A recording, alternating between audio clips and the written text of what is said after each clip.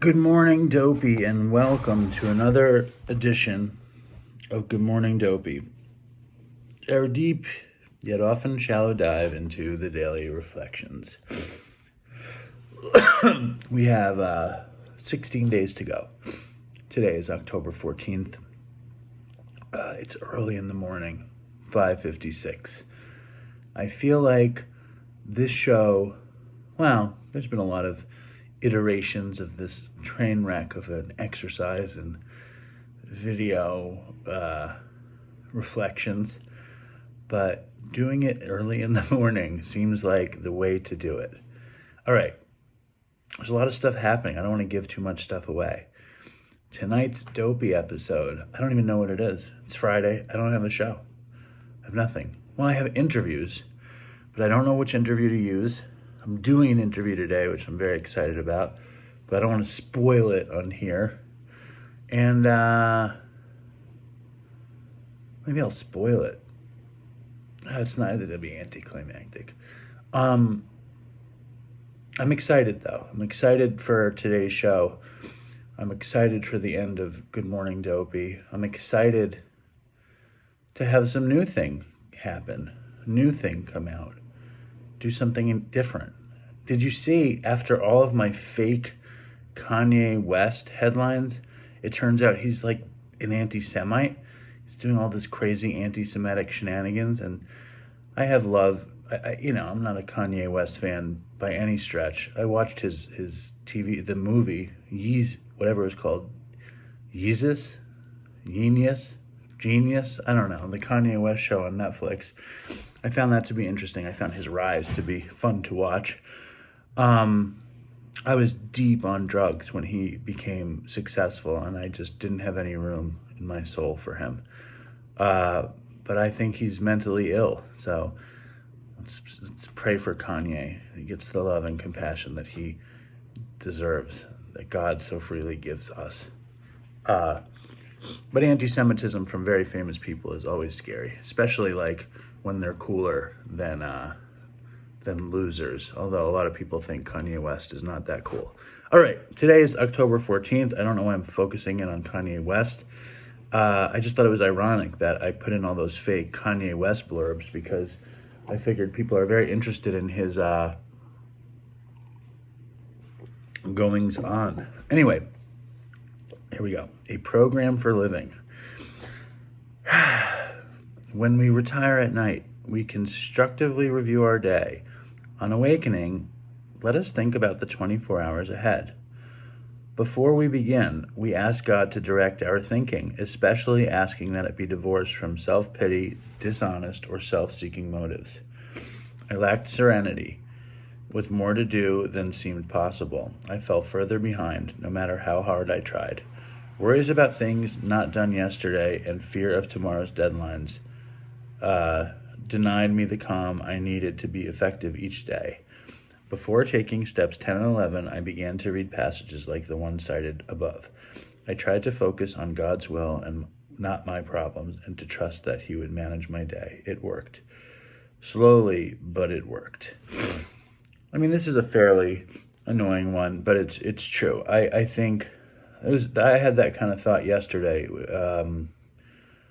We read the 12th step in our meeting, and it's an excruciating, in the 12 and 12 book, and it's an excruciatingly long reading to read as a group. It just doesn't end.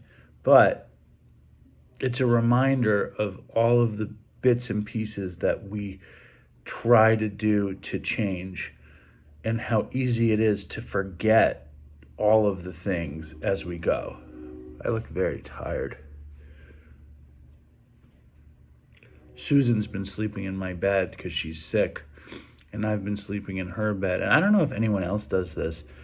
I guess I'm so I thrash about in bed, and I pull the sheets off the mattress. I do it in my bed, and I do it in Susan's bed, and I never heard of anyone else doing this, and I seem to do it every night. And it's do they have sheets that won't do that? I need to look at my eyes.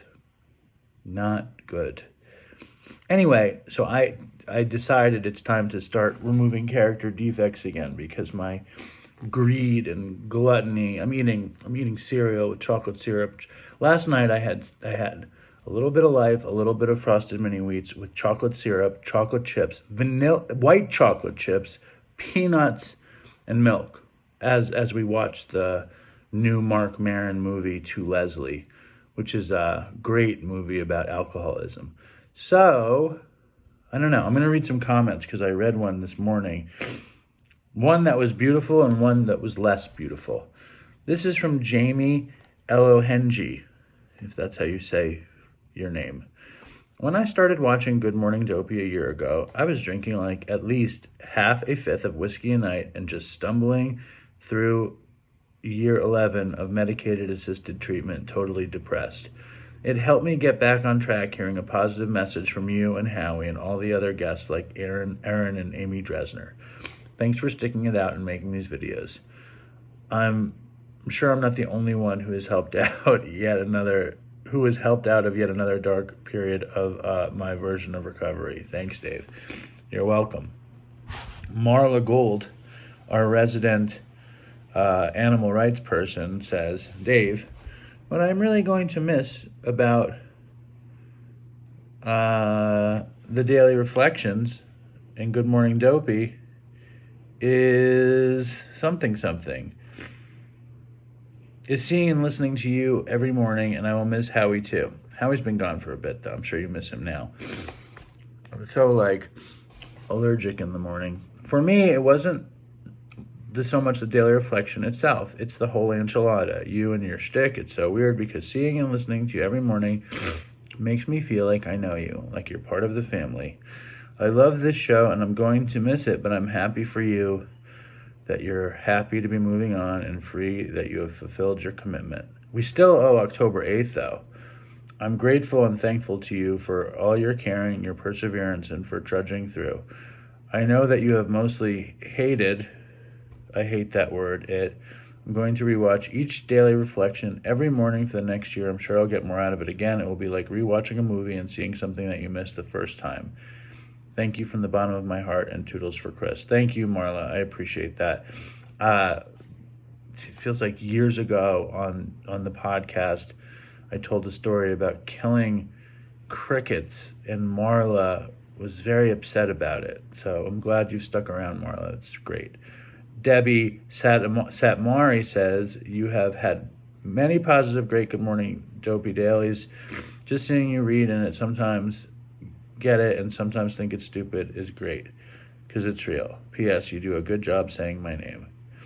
Marin talked about me on the podcast, which is nice.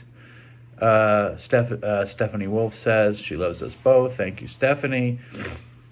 I just want to get to Garrett's. Should I skip the rest or should I read? I'll just read them. Who cares? Amy Hopler Mitchell says, what a difference a day makes. I love your negative rants equally to your positive ones. I really like the image of you forcing Marc Maron to hug you. You're so tall and he seems so short, so that's funny. Then I imagine you giving him some nuggies. I hope that's how it looked. It was not. Still love you, Dave. Stay strong. Fucking toodles for Chris. It was like, I said, come on, give me a hug. And he said, Ugh. And he gave me a hug. And then I said, you're fucking crazy. And I screamed at him and he looked at me and he's like, I'm not crazy. And somebody looked at me and he went inside and it was awkward. No noogies were giving. Kayla Shaw says, I think it could be fun to do the daily reflections each day and talk shit about how outdated the wording is and reword them to be more current. Just kidding. Looking forward to what you do next. Change destroys rut. I agree. Love you, Dave. Thank you, Kayla. I love you too. Chloe B says, love you, Dave. Thank you, Chloe. Love you too. Pierce Watson says, good morning, Dopey, a.k.a. good morning, Dave. Somehow I take that as an insult, but I don't know why. And then Garrett, Sloppy R. Jones, says, yeah, these YouTubes are much better with the sound off. Thank you for reading my Shakespeare's Sonnet 18. You're so sweet, Mr. Snot Sock. I don't like that. You're my summer's day as well. Someday you should start doing a podcast. I think you'd be good at it. Toodles and namaste. Well, there you go. Another day is gone, and we are that much closer to the end of Good Morning Dopey. Have a wonderful day. Stay strong, Dopey Nation, and fucking toodles for Chris.